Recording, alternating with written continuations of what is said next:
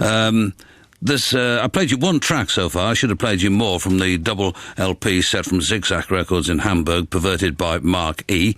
And there's a lot of good stuff on there, and I will play you all of the good tracks in the fullness of time. The track I'm going to play you now is by Jeffrey Lewis, and it's called The Story of the Fall, and it'll be followed almost immediately, if I get things right, by a track by The Fall, which you may not have heard before. It's on the American version of the LP, the Real New Fall LP, which comes from Nanak Records.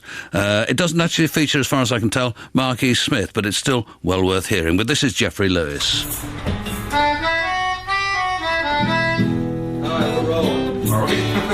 Alright. This is the story of the fall.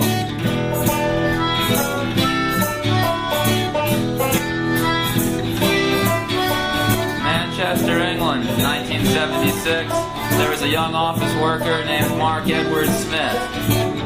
I could have been confused with someone else, but I'm not sure. He typed weird stories and poems when he had a chance, and he listened to Patti Smith and the Seeds and Lou Reed and Can. You should have made a laptop there, I'll wait for sure. He had a dream that rock and roll could be given a new brain, something raw and uncompromising and smart and strange.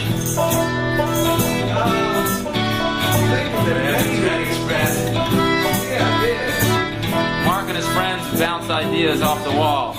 They thought they would call themselves Fly Man and The Fall.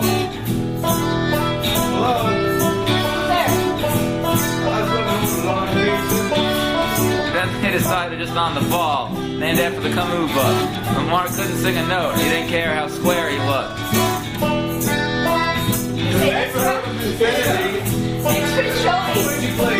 The music was sort of punky and jazzy, and it had a bizarre lyrical vision. And Mark said the 3 R's were repetition, repetition, repetition. That's what I was thinking.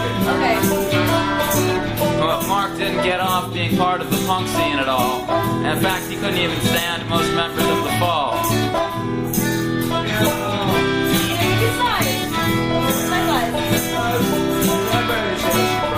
Thus began the underground legend of a strange and driven man who worked hard writing, touring, and recording, and then would fire most of his band. Sounds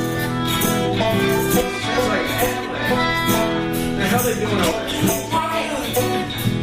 As the years passed, the constant new members kept The Fall from sounding lame, and John Peel said they're his favorite band because they're always different but always the same.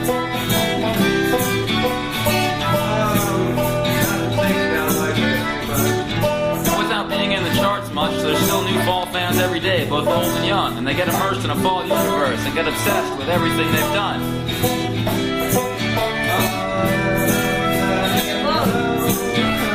And that's been 26 years, 100 styles, and they're still going full steam ahead. No band at all has ever been quite like The Fall, except the Grateful Dead. Remember, it's like yesterday. You're still back to me, really. You did? And that's the story of The Fall. Chop, chop.